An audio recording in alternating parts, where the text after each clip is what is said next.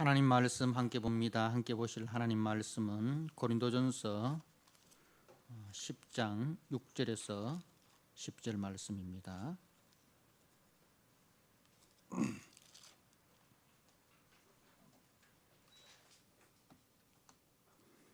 고린도전서 10장 6절에서 10절 말씀.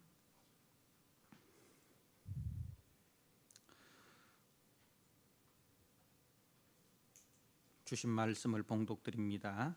이러한 일은 우리의 본보기가 되어 우리로 하여금 그들이 악을 즐겨한 것 같이 즐겨하는 자가 되지 않게 하려 함이니, 그들 가운데 어떤 사람들과 같이 너희는 우상 숭배하는 자가 되지 말라. 기록된 바 백성이 앉아서 먹고 마시며 일어나서 뛰논다 함과 같으니라. 그들 중에 어떤 사람들이 음행하다가 하루에 23,000명이 죽었나니 우리는 그들과 같이 음행하지 말자. 그들 가운데 어떤 사람들이 주를 시험하다가 뱀에게 멸망하였나니 우리는 그들과 같이 시험하지 말자. 그들 가운데 어떤 사람들이 원망하다가 멸망시키는 자에게 멸망하였나니 너희는 그들과 같이 원망하지 말라. 아멘. 오늘 고린도전서 10장 10절 말씀, 그들 가운데 어떤 사람들이 원망하다가 멸망시키는 자에게 멸망하였나니 너희는 그들과 같이 원망하지 말라라는 이 말씀을 가지고 함께 은혜를 나누고자 합니다. 우리가 10장 말씀, 이제 특별히 이제 6절에서부터 10절까지 광야 이스라엘 백성들이 이 광야에서 쓰러지고 하나님께서 약속하신 가나안 땅에 들어가지 못한 그 이유가 어디 있는가? 그것을 이제 신약을 살아가는 우리들에게 거울로 보여주는 말씀인데, 저들이 광야에서 쓰러진 그 네 가지 그 이유, 그 원인, 첫 번째가 그 우상 숭배였고, 그 다음에 음행이고, 그 다음에 주님을 시험하는 것이었고, 그리고 주님을 원망하는 것이었습니다. 이제 그 네 가지 중에서 마지막 이 원망을 우리가 살펴볼 터인데요. 이제 이 고린도전서는 8장에서 8장, 9장, 10장, 11장, 이것이 이제 이 넉 장에 걸쳐서 우상 숭배라는 이 주제를 가지고 이제 이야기를 하고 있습니다. 우상 숭배에 대해서. 그래서 8장 첫 번째 절에서 우상 숭배의 우상의 제물을 먹어야 됩니까? 말아야 됩니까? 이제 거기 이제 그 문제를 이제 고린도 교회가 바울에게 서신으로 질문을 한 것이죠. 거기에 대해서 바울이 아주 간단 명료하게 대답할 수 있는 거 아닙니까? 그죠? 바울이 고린도 교회를 개척해서 1년 6개월 동안 머물면서 이제 그 분명한 성경의 지식을 가르쳤습니다. 이제 분명한 성경의 교리를 가르쳤습니다. 그리스도인이 어떻게 살아야 되는지에 대해서 말씀을 분명히 가르쳤어요. 그렇기 때문에 우상의 제물에 대한 지식이 고린도 교회 성도들에게는 있단 말입니다. 그러면 거기에 대해서 바울이 간단 명료하게 대답할 수 있음에도 불구하고 바울은 그렇게 대답하지 않습니다. 바울의 대답이 무엇입니까? 먹어야 된다, 말아야 된다, 그렇게 단답형으로 말씀하는 것이 아니라, 지식은 사람을 교만하게 하고 사랑은 덕을 씌운다, 그렇게 이야기를 합니다. 그래서 우리가 성경 지식에 대해 성경을 지식적으로 아는 그 수준에 머물러 있는 사람은 마땅히 알아야 될 것을 아직 알지 못하는 영적인 어린아이다, 그렇게 이야기를 합니다. 그래서 성경을 지식적으로만 알고 그 지식으로 성경을 대하는 사람, 그런 사람은 영적인 어린아이다. 그러면은 하나님이 원하시는 성도, 하나님께서 성경의 지식을 통해서, 바른 성경의 지식을 깨달은 성도를 통해서 원하시는 것은 무엇인가? 그 지식으로, 성경의 지식으로 교회의 덕을 세우고 형제를 유익하게 하는 그 수준으로 나아가는 것이 하나님께서 우리들에게 원하고 기대하는 것이다 하는 것을 말씀을 합니다. 그것이 바로 성숙한 성도라는 거죠. 성숙한 성도라는 것입니다. 내가 알고 있는 지식으로, 그 지식으로 우리가 교회의 덕을 세우고, 그리고 형제를 유익하게 하고 형제를 사랑하는, 그것이 하나님께서 원하시는 성도의 모습이다 하는 것을 이제 8장에서 이야기를 합니다. 그리고 이제 9장에 가서는 그렇게 살아간 한 사람을 소개하는데 바로 바울 자신이죠. 바울이 그렇게 살았다는 거죠. 그래서 바울은 사도로서 자신이 가지고 있는 그 자유와 권리를 다 내려놓았다. 사도로서 마땅히 누려야 할 권리가 있고, 사도로서 마땅히 주장해야 될, 누려야 할 그런 자유가 있음에도 불구하고 그 모든 것을 다 내려놓고 오히려 교회를 위하여 자신을 복종시켜서 교회를 섬기고 성도를 섬기는 일에 조금도 게을리하지 않았다는 것을 말씀을 하고 있습니다.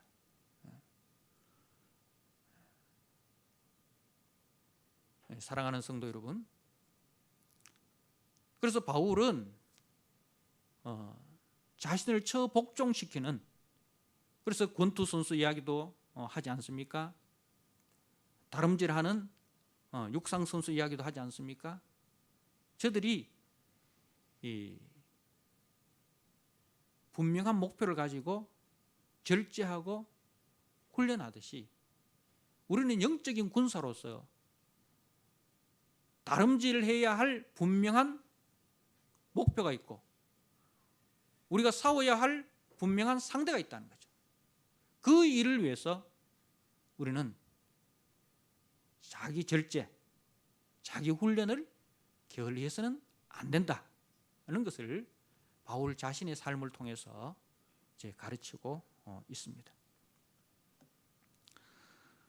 그리고 오늘 이제 10장에서는 이스라엘의 실패, 광야 이스라엘이 이 실패한 것을 거울로 삼아서 우리에게 우상 숭배, 그리고 간음, 주를 시험하는 것 원망하지 말라고 그렇게 권면을 하고 있습니다. 하나님께서 이스라엘 백성들을 바로의 손에서 구원하여 홍해를 건너 이제 시내산에서 1년 동안 머물면서 하나님의 말씀을 이제 주시고 가르치셨습니다. 그리고 이제 행진이 시작됩니다. 그런데 하나님의 구원의 목적지가 어디입니까? 하나님께서 이스라엘 백성들을 애굽에서 구원하여 저들을 최종 도착시키고자 했던 그 목적지가 어디입니까? 바로 아브라함에게 약속하시고 이삭과 야곱에게 약속하셨고, 그래서 야곱은 애굽에서 자신이 죽었지만은 죽기 전에 요셉을 불러서 나의 시신을 이 애굽에 묻지 말고 반드시 우리 조상들이 있는 그 가나안 땅으로 막벨라 굴에 나를 장례 지낼 것을 간곡히 이 부탁을 드립니다. 요셉에게. 그죠? 그리고 요셉 또한 애굽에서 죽었지만은 그 자손들에게 하나님의 때에 하나님의 은혜로 우리가 출애굽할 때에 반드시 나의 해골을 메고 올라가라, 그렇게 당부를 합니다. 그래서 우리가 창세기에 보면 요셉의 입관만 있고 요셉의 하관은 없습니다. 그 요셉은 입관만 된 상태로 이제 400년을 지나는 것으로 그렇게 이제 기록되어 있잖아요. 이제 하관, 매장을 하지 않는다는 거죠. 그 말은 뭐냐면은 우리는 이 땅에서 나그네고 우리의 최종 목적지는 하나님께서 약속하신 가나안 땅이다는 겁니다. 그렇기 때문에 이스라엘 백성들의 최종 종착지는 광야가 될 수 없는 거예요. 광야에서는 저들이 죽어서는 안 돼요. 저들은 반드시 어디로 가야 됩니까? 아브라함이 있고 아브라함의 약속이 있고 이삭과 야곱과 그리고 요셉을 매장해야 될 그 가나안 땅이 저들에게 있어서 최종 종착지였습니다. 하나님께서는 저들을 가나안으로 인도하시기 위하여 애굽에서 구원하셨지 광야에서 저들이 죽도록 하기 위하여 인도한 것은 아니라는 것입니다. 그럼에도 불구하고 다수의 사람들이 여호수아 갈렙을 제외한 그 수많은 사람들이 광야 40년 동안 다 광야에서 쓰러져 갔습니다. 최종 목적지인 가나안 땅에 도착하지 못하고 광야에서 쓰러져 간, 애굽에서는 나왔지만은 가나안에는 들어가지 못한 사람들, 영광스러운 구원의 그 면류관을 쓰지 못하고 나고자라는 그 슬픈 이름으로 죽어갔던 것입니다. 이것을 가지고 고린도전서 3장 말씀을 보면 부끄러운 구원이라 그렇게 이야기를 하고 있습니다. 부끄러운 구원이다. 구원은 받았지만은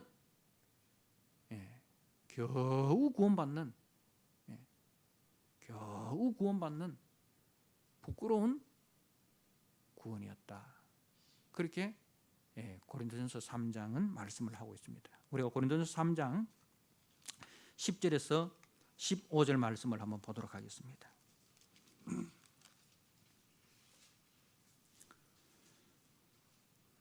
고린도전서 3장 10절입니다. 내게 주신 하나님의 은혜를 따라 내가 지혜로운 건축자와 같이 터를 닦아두매 다른 이가 그 위에 세우나 그러나 각각 어떻게 그 위에 세울까를 조심할지니라. 이 닦아둔 것 외에 능히 다른 터를 닦아둘 자가 없으니 이 터는 곧 예수 그리스도라. 만일 누구든지 금이나 은이나 보석이나 나무나 풀이나 짚으로 이 터 위에 씌우면 각 사람의 공적이 나타날 터인데 그 날이 공적을 밝히리니 이는 불로 나타내고 그 불이 각 사람의 공적이 어떠한 것을 시험할 것임이라. 만일 누구든지 그 위에 세운 공적이 그대로 있으면 상을 받고 누구든지 그 공적이 불타면 해를 받으리니 그러나 자신은 구원을 받되 불 가운데서 받은 것 같으니라. 그래서 오늘 고린도전서 3장 말씀에 보면 이제 불 가운데 구원을 받는, 겨우 구원받는 이제 그 공적이 불에 타 해를 받으리니 그러나 자신은 구원을 받되 불 가운데 받은 것 같으리라. 겨우 구원받는 그런 이제 성도들이 있고 또 영광스러운 구원을 받는 성도들이 있다는 거죠. 예. 거기에 대해서 이제 사도 바울이 10절에 내게 주신 하나님의 은혜를 따라 내가 지혜로운 건축자와 같이 터를 닦아두매라고 되어 있어요. 이 터는 뭐라고 했습니까? 이 터는 곧 예수 그리스도시라 그렇게 했어요. 그래서 우리 신앙의 기초, 우리 신앙의 그 기초가 예수 그리스도라는 것이죠. 그 예수 그리스도를 우리의 신앙의 기초로 기둥으로 그렇게 세웠다는 것입니다. 그게 이제 고린도 교회라는 거죠. 고린도 교회는 예수 그리스도의 십자가의 그 터 위에 고린도 교회를 세웠습니다. 그러면은 터가 예수 그리스도라면 그러면 그 모든 재료들 건물을 지을 때 터만 있어서는 되는 게 아니지 않습니까? 그죠? 우리 기둥도 세우고 벽돌로 벽을 만들고 그죠? 또 이제 지붕도 세우고 해야 되는데 그런데 그 모든 재료들은 다 그러면 무슨 재료를 가지고 해야 되느냐? 바로 이 예수 그리스도라는 재료를 가지고 벽도 세우고 기둥도 세우고 색깔에도 세우고 지붕도 세우고 다 그렇게 해야 된다는 거죠. 만약에 거기에 예수 그리스도 외에 다른 그 불순물이 들어가면 이제 집은 집인데 그게 그리스도의 터 위에 세운 집이 아니고 뭐가 섞였다는 거죠? 불순물이 섞였다는 거죠. 그러면은 그것이 이제 우리 하나님께서 마지막 때에 시험을 한다. 이 시험은 무슨 시험입니까? 증명이라고 했죠. 우리가 시험에 대해서 전번에 제가 말씀을 했는데 이 시험은 증명이죠. 이것이 참 하나님이 세운 집인지 아니면 이것은 사람이 세운 집인지 그걸 이제 증명을 하는 거예요. 그때 이제 그 풀이나 짚으로 짚이 들어가면 그 풀이나 짚은 다 불타버리고 금이나 은이나 보석으로 세워진 것은 이제 다 이렇게 남게 된다라는 것인데 그러면은 이 풀과 짚은 뭐냐 하면은 십자가의 정신이 아닌 세상의 기준과 세상의 가치관으로 세워진 교회나 신앙생활은 다 이게 불타버린다는 거예요. 우리가 교회를 부흥시키고 하는 것도 중요하지만은 그 방법이 어떻게 우리가 교회를 부흥시키고 그 어떻게 교회를 세워야 하는가 그 방법, 재료 전부 다 십자가 정신이라는 거죠. 십자가 정신은 뭐예요? 성육신입니다. 그죠? 우리를 살리시기 위하여 하나님의 아들이 그 하늘 보호자의 영광을 열어놓고 하나님과 동등됨을 취할 것으로 여기지 아니하고 죽기까지 자신을 낮추어서 하나님의 뜻을 이루신 그 하나님의 뜻은 무엇입니까? 허물과 죄로 죽었던 자기 백성들을 구원하는 그 일에 자신의 생명을 기꺼이 내려놓는 그 희생과 헌신과 사랑과 섬김 이게 십자가 정신이에요. 이게 예수 그리스도의 성육신의 목적이고 그게 십자가의 목적입니다. 그래서 우리가 교회를 섬기는 데 있어서 바로 이 그리스도의 십자가 정신으로 교회를 섬겨야 된다는 거죠. 그 위에 교회가 세워지고 그 위에 교회가 날마다 자라나야 되는 거죠. 사도행전의 그 역사와 같이. 그런데 교회를 섬기고 교회를 세우는 데 있어서 자기 야망을 드러내고자 했던 아나니아와 삽비라와 같은 그런 마음으로 교회를 섬긴다든가 그렇게 할 때는 전부 다 그게 불타버리는 거예요. 주님은 그런 교회를 인정하지 않는 거죠. 그래서 우리가 계시록에 보면 우리 주님은 어떤 분이십니까? 불꽃 같은 눈으로 감찰하신 분이라 그렇게 했잖아요. 그죠? 그리고 우리가 지금 역대하 말씀을 묵상하고 있는데 역대하 말씀 16장 9절에 아사왕에게 주신 말씀이 뭐였습니까? 여호와의 눈은 온 땅을 두루 감찰하사. 여호와의 눈은 온 땅을 두루 감찰하사. 그리고 하나님은 놀고 계시는 분이 아니라 어떤 분입니까? 두루 살펴보시는 분. 우리 교회를 살펴보시고 우리 성도들의 마음을 그 중심을 살펴보시는 분. 그래서 전심으로 하나님을 향하는 자에게 능력 베푸시길 원하시는 분이시다. 전심으로. 전심이 뭐예요? 온전한 마음으로라는 거죠. 온전한 마음으로. 이 십자가의 사랑을 기초로 해서 교회를 섬기고 형제를 섬기는 그런 성도들을 주님이 있나 없나, 그렇게 섬기고 있나, 그렇게 그 교회가 자라나고 있나, 그것을 살펴보신다. 그렇게 말씀을 하시는 겁니다. 세상은 뭐라고 이야기합니까? 뭐 질러 가나 모로 가나 서울만 가면 된다. 그렇게 이야기하잖아요. 뭐 이런 방법 쓰나 저런 방법 쓰나 교회만 성장하면 된다. 여러분 맞습니까? 틀렸습니까? 주님은 그걸 용납하지 않는 거예요. 그런 교회에 대해서 주님 뭐라고 말씀합니까? 라오디게아 교회에 대해서 나는 부자라 부유하여 부족함이 없다. 스스로 그렇게 고백했지만은, 자랑했지만은 주님은 아니다라는 거죠. 아니다. 너는 가련하고 공고하고 가난하고 헐벗고 그렇다는 거죠. 반대로 스마나 교회 같은 경우에는 작은 교회였습니다. 그런데 주님은 어떻게 이야기합니까? 네가 적은 능력으로 그게 충성하였으니. 그렇게 주님은 스마나 교회를 칭찬을 하십니다. 그래서 이제 이 풀이나 지푸로 세운 신앙생활, 금이나 은이나 보석으로 세워진 신앙생활. 다시 말해서 우리가 신앙생활을 함에 있어서 이 십자가의 은혜를 받고 이 십자가 은혜 가운데 한 걸음 한 걸음 자라나는, 그렇게 세워져 가는 우리 성도가 되어야 되고 교회가 되어야 된다는 것을 말씀하고 있습니다.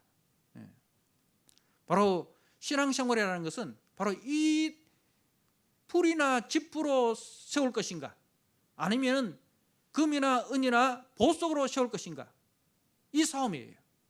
신앙생활을 함에 있어서 우리 속에 있는 이 죄의 본성을 따라서, 그 죄의 본성을 따라서 신앙생활을 해 나갈 것인가, 아니면 그 죄의 본성을 거스리고 성령의 소욕을 쫓아서 성령의 인도하심을 쫓아서 우리가 신앙생활을 할 것인가, 바로 이 두 싸움인 거예요. 그래서 성령의 인도하심을 쫓아서 신앙생활을 하는 사람은 영광스러운 면류관을 받게 됩니다. 사도 바울이 그렇지 않습니까? 나의 달려갈 길을 다 마치고 믿음을 지켰으니 이제 후로는 내가 의의 면류관을 바라보노라. 바울은 이 십자가의 터 위에 자신의 신앙을 세워간 거예요.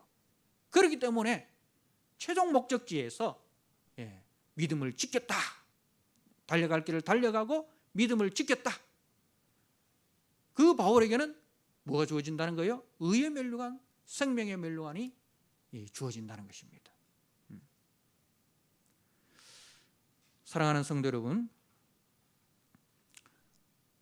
구원 이후에 이 영적 싸움을 하지 않고 바로 우리 죄의 본성을 쫓아서 우리가 방종의 삶을 산다면 우리는 그리스도의 향기가 아니라 세상의 악취를 풍기는 맞설 잃은 소금이 되어서 사람들에게 밟히는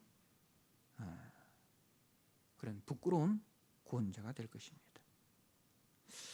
오늘 원망하지 말자, 원망하지 말라라는 이 말씀은 그 배경이 민수기 14장의 말씀입니다. 그 민수기 14장 말씀을 우리가 한번 보도록 하겠습니다.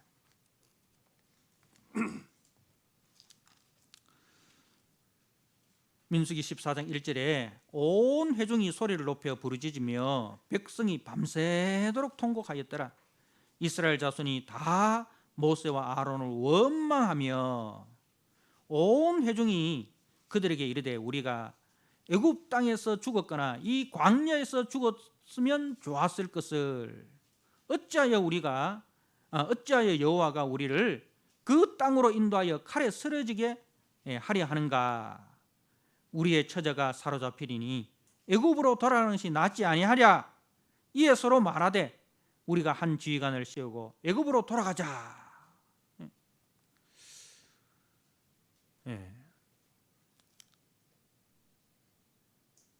이 민수기 14장은 이제 13장에서 이제 열 정탐꾼의 가나안 정탐 내용, 가나안 정탐 보고를 듣고 난 이후에 저들이 보인 반응입니다. 그러면은 그 가나안에 40일 동안 정탐하였던 그 12명 중에 여호수아 갈렙을 제외한 그 10명의 보고 내용이 무엇이었습니까? 25절 말씀, 13장 25절 말씀을 보겠습니다. 40일 동안 땅을 정탐하기를 마치고 돌아와 바란 광야 가데스에 이르러 모세와 아론과 이스라엘 자손의 온 회중에게 나와 그들에게 보고하고 그 땅의 과일을 보이고 모세에게 말하여 이르되 당신이 우리를 보낸 땅에 간즉 과연 그 땅의 젖과 꿀이 흐르는데 이것이 그 땅의 과일이니이다.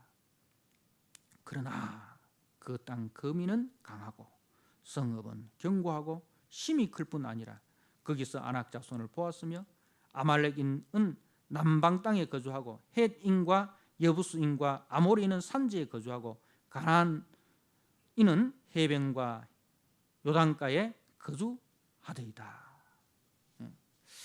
자, 여러분 이게 무슨 이야기냐 하면 이 10명의 정탐꾼들이 이제 40일 동안 정탐을 하고 와서 보고를 합니다. 보고를 하는 내용이 땅은 참 좋고 그리고 그 땅에서 난 그 곡식과 과일이 참 풍성합디다. 그런데 그 다음에 그러나라는 거죠. 그런데요 그 땅은 그냥 비어있는 땅 같으면 얼마나 좋겠습니까? 그죠? 그냥 비어있는 땅 같으면 들어가서 그냥 살면 되잖아요. 그런데 그 땅은 비어있는 땅이 아닙니다. 우리는 하나님이 가나안으로 인도하신다 하길래 그 땅이 뭐 비어있는 그런 비옥한 땅인 줄 알았는데 땅은 좋던데요. 거기 가니까 비어있는 땅이 아니고 다 주인이 있습니다.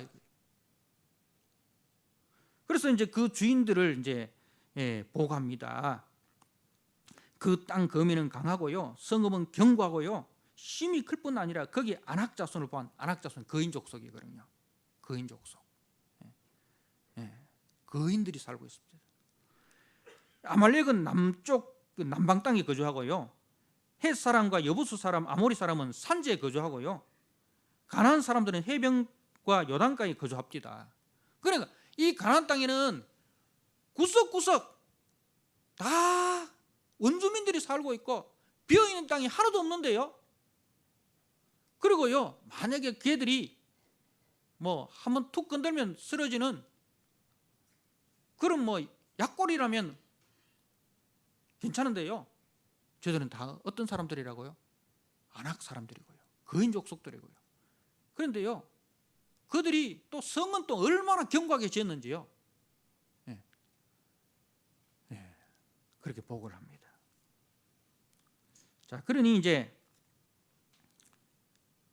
갈렙이 모세 앞에 섭니다. 그리고 백성을 조용하게 하고 난 이후에 하는 말이 우리가 곧 올라가서 그 땅을 취하자 능히 이기리라.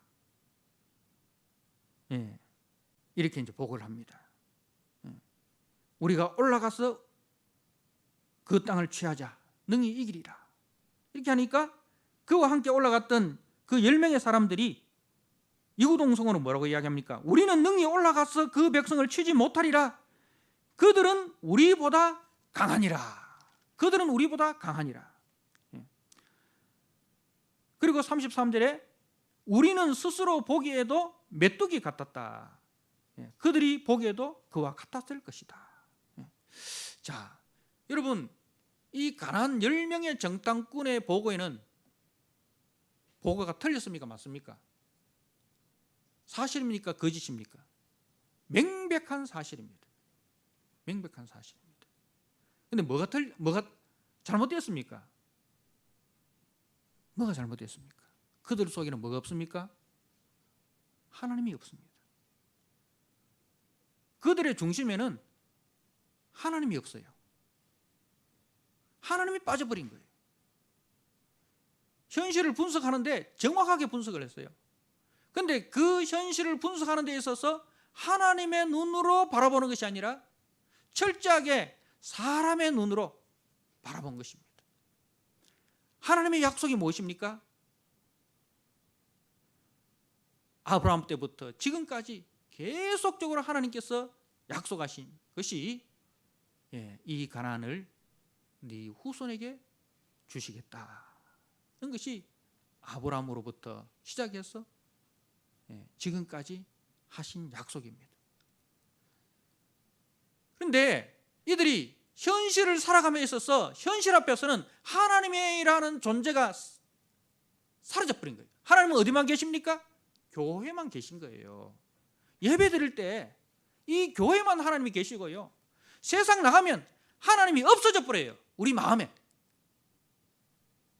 하나님은 싹, 교회 문 밖에 나갈 때 하나님 교회만 계세요. 제가 일주일 동안 세상 나가서 또 살다가 또 다음 주일날 하나님 뵈러 올게요. 하나님 따라올까 싶어서 하나님 절대로 내 따라오면 안 됩니다. 하나님은 교회만 계신 분이에요. 하나님은 교회에 가만히 계시면 내가 일주일 뒤에 올 때 하나님 위해서 헌금도 하고요, 하나님 위해서 내가 뭐도 하고 할 테니까 하나님 절대로 내 따라오면 안 됩니다. 그렇게 하나님을 철저하게 교회만 모셔놓고 우리가 세상으로 나가는 거예요.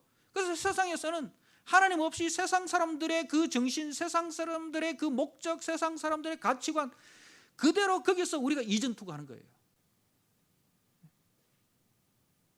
그래서 전혀 예수의 냄새가 안 나고요, 전혀 예수의 그 모습을 안 드러내려고 혹시나 내가 예수 믿는 사람이라는 것이 드러날까 싶어서 조심조심하는 거예요. 혹시 내 말 속에서 예수 냄새가 날까 싶어서, 혹시 내 삶의 모습 속에서 예수의 모습이 나타날까 싶어서 조심조심하는 거예요.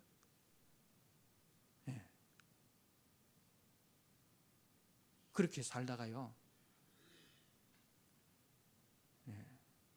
교회에서 원래는 꼭 한 명 전도해 오세요. 뭐 전도 아니라 교회만이라도 한 번만 데리고 나오세요. 그래가지고 하니까 내가 교회 40년 다니고 30년 다니고, 내가 교회 권사고 내가 교회 장로고 교회 안수 집사인데 그래도 체면이 있지 해서 이제 직장 동료한테 내가 꼭 부탁이 있다. 내가 지금까지 살면서 그런 부탁하더나. 그 뭐냐? 우리 교회 한번 안 나와줄래? 네 교회 다녔나? 40년을 직장 생활하면서 이분이 교회 다녔다는 것을 직장 동안 처음 하는 거예요. 여러분, 우리가 혹시 제가 조금 오버해서 말씀을 드렸습니다만은 바로 이 10명의 정탐꾼의 삶입니다. 저들의 생각에는 현실의 문제를 보는 데 있어서, 현실의 문제를 보고 현실의 문제를 판단하는 데 있어서 하나님이 조금 더 개입되지 않는 거예요. 하나님의 약속의 말씀이 조금 더 기억나지 않는 거예요. 그래서 철저하게 세상 기준으로 파악을 하고 보고를 한 것입니다. 거기서 이제 여호수아와 갈렙이 보고를 하는데, 이건 무주지 않는 거예요. 이 10명의 정탐꾼도 무시해버리고 이스라엘 백성 전체가 이 2명, 이 여호수아 갈렙을 그냥 바보 취급해버리는 거예요. 바보 취급해버리는 거예요. 믿음 없이 살아가는 교회에서 믿음의 성도가 하는 이야기가 그냥 허황된 이야기, 망상에 사로잡힌 그런 이야기로만 들려지는 겁니다. 그래서 이들이 뭐라고 이야기합니까? 우리가 한 지휘관을 씌우고 애굽으로 돌아가자. 자, 그때 눈의 아들 여호수아와 여분의 아들 갈렙이 자기들의 옷을 찢습니다. 자기들의 옷을 찢습니다. 그리고 7절에 이스라엘 자손의 온 회중에게 말하여 이르되 우리가 두루다니며 정탐한 땅은 심히 아름다운 땅이라. 여호와께서 우리를 기뻐하시면 우리를 그 땅으로 인도하여 들이시고 그 땅을 우리에게 주시리라. 이는 과연 적과 꼬리는 땅이니라. 과연 다만 여호와를 거역하지는 말라. 또 그 땅 백성을 두려워하지 말라.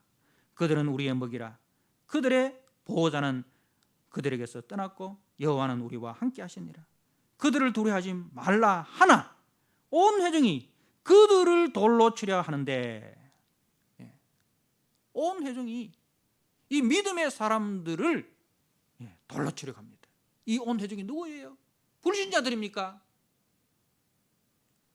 애굽에서 구원받아 나온 하나님의 백성들이 믿음의 눈으로 바라보고 하나님의 약속의 말씀을 근거로 해서 말씀하는 이 믿음의 사람들을 돌로 치려고 하는 거예요.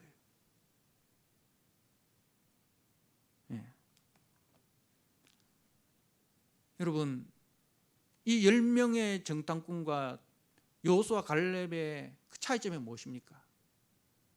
다른 거 없어요. 한쪽은 뭐예요? 내 안에 하나님이 없다. 필립 얀시라는 분의 유명한 책 제목이 내 안에 하나님이 없다. 그 책이 있죠.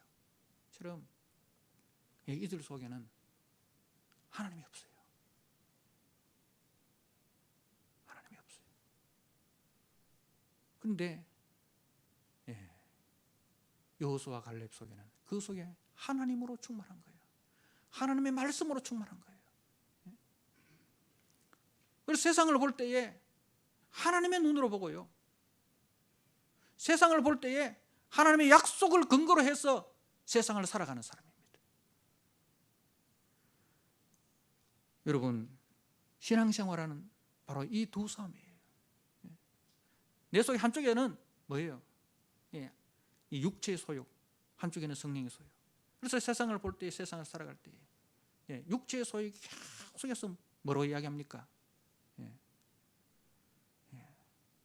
세상의 눈으로 세상을 보고 세상의 기준으로 세상을 보고 세상의 가치관으로 세상을 살아가는 그게 지혜로운 그게 지혜로운 성도예요. 믿음으로 살아가면 손해보고 믿음으로 살아가면 바보 취급당하는데 왜 그렇게 사니? 그렇게 산다고 누가 알아주냐? 근데 내 속에 성령의 소욕은 뭐라고 인도합니까? 그럼에도 불구하고 그리 아니하실지라도 나는 왕에게 절하지 않고 왕의 신성에 절하지 않고 그리 아니하실지라도 그리 아니하실지라도 이렇게 살다가 그냥 죽더라도 나는 하나님이 살아계신 걸 믿고 하나님이 약속하신 것을 믿고 하나님이 걸어가라 하신 그 길을 나는 걸어가겠습니다. 이 두 삶 아닙니까? 그죠? 이 옛사람과 성령의 사람 사이의 이 갈등이 끊임없이 우리 속에 일어나지 않습니까? 그 삶에서 우리는 어떻게 됩니까? 내 자신을 처복종시켜야 됩니다. 내 속에서 끊임없이 일어나는 이 육체의 소욕을 끊임없이 말씀 앞에 나를 복종시키는 이 싸움을 우리가 해야 됩니다. 그렇게 할 때 뭐가 나옵니까? 감사가 나오고요, 찬송이 나옵니다. 처음에는 기도가 나오잖아요. 하나님, 이런 현실 속에서 어떻게 해야 됩니까? 힘들고 어려울 때 기도합니다. 기도하다 보면 뭐가 생각합니까? 하나님이 은혜를 주시요, 하나님이 믿음을 주세요. 그래서 기도하는 가운데 뭐가 나옵니까? 처음에는 기도할 때 막 하나님이 막 원망스럽고 막 그렇잖아요, 그죠? 막 그 눈물이 나오다가 나중에는 기도가 익어가면은 뭐가 됩니까? 눈물이 변하여 기쁨이 되는 거예요. 그리고 하나님이 하실 일에 대한 기대가 생기는 거예요. 그래서 감사가 나오고 찬송이 나는 거예요. 그래서 기도하러 올 때는 슬프고 힘들고 원통하고 그런 마음으로 들어왔다가 기도 마치고 나올 때는 뭐로 나옵니까? 찬송하며 나가는 거예요. 그게 시편의 대부분의 그 찬송, 시편의 노래가 다 그런 거예요. 시편의 노래가 그냥 나오는 게 아니에요. 다 힘들고 어렵고 낙심될 그 상황에서 동서남북 어디를 봐도 자기 편은 하나도 없고 그 위기 앞에서 찾을 곳은 위에 계신 하나님밖에 없는 거예요. 그래서 하나님 앞에 엎드리는 거예요. 그래서 시편 처음에는 어떻게 시작합니까? 원통하고 억울하고 하나님 어찌하여 이래 나가잖아요. 그래도 어느 순간에 보면 그게 막 바뀌어버립니다. 왜 바뀌어버립니까? 문제가 해결됐습니까? 해결이 안 됐어요. 해결이 안 됐는데 기도하는 가운데 하나님께서 은혜를 부어주시는 거예요. 기도하는 가운데 하나님께서 하나님의 눈으로 세상을 보는 그 믿음을 부어주시는 거예요.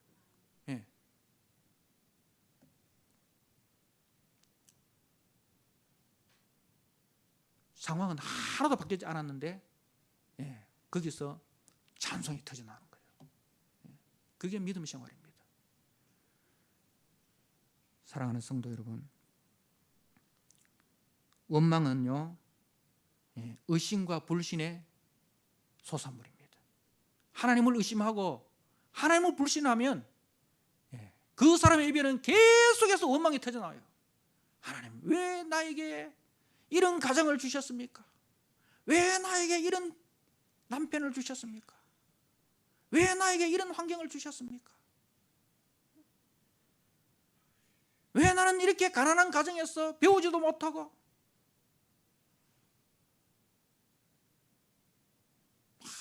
계속해서 이제 원망이 나오는 거예요. 하나님을 믿지 못하면 그 사람의 인생은 계속해서 원망의 인생이 되는 거예요. 그 원망하다가 보면 이제 믿음은 없고 뭐가 들어갑니까? 다른 주님이 들어가요. 알코올을 의지하고 그래서 술로 그냥 막 인생을 그냥 도박으로 가거나 이렇게 가버리는 거예요. 그 원망은 사단이 우리에게 주는 겁니다. 하나님은 결코 우리에게 원망을 주지 않습니다. 그러나 하나님을 중심에 두고 그분이 하신 일과 약속을 믿으면 세상이 작아 보이고 그리고 하나님이 하실 일에 대한 기대가 생기는 거예요. 하나님은 그 골리앗을 다윗을 통해서 골리앗을 이기게 하시고 하나님이 하시는 일은 상상이 안 될 정도로 약한 자를 들어서 강한 자를 부끄럽게 하시고, 그죠? 약한 자를 들어서 강한 자를 부끄럽게 하시는 그 하나님의 일하심. 그래서 나 같은 죄인을 들어서 세상 속에서 하나님의 영광을 드러내시는 그 하나님의 놀라운 그 능력과 은혜. 하나님, 나 그 하나님의 손에 붙들린 사람 되고 싶습니다. 나도 하나님 다윗처럼 세상에서는 연약하고 볼품없지만 아버지로부터 형제들로부터 인정받지 못했지만 그러나 하나님으로부터 인정받는 사람 되고 싶습니다. 그게 야베스의 기도 아닙니까? 그죠? 야베스의 기도처럼 그렇게 나갈 때 하나님께서 그 사람을 들어서 높이 쓰십니다. 그런 사람의 입에는 늘 기도가 있고 찬송이 있고 감사가 있습니다. 여러분, 어느 편에 서시겠습니까? 육신의 눈으로만 보고 원명하며 인생을 사시겠습니까? 믿음으로 바라보며 감사하며 인생을 사시겠습니까? 원망은 믿음 없는 자의 말이고 감사는 성숙한 성도의 말입니다. 원망의 말은 나와 형제를 낙심하게 하고 나와 형제를 광야에서 죽어 나가게 만듭니다. 그러나 감사는 나와 형제에게 믿음을 굳건하게 하고 거룩한 영광의 나라로 나와 성도를 인도합니다. 더 이상 원망의 말이 아니라 감사의 말로 나를 세워가시는 거룩한 믿음의 성도 되시기를 주님의 이름으로 축복합니다. 아멘. 하나님 아버지,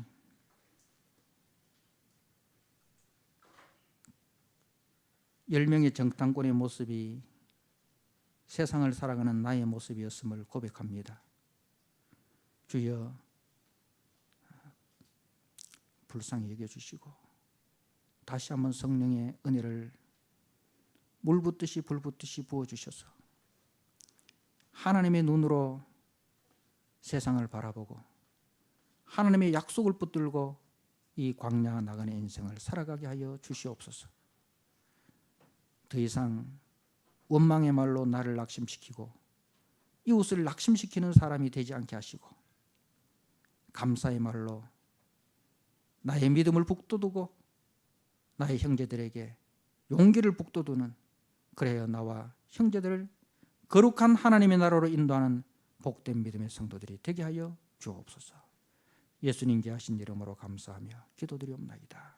아멘.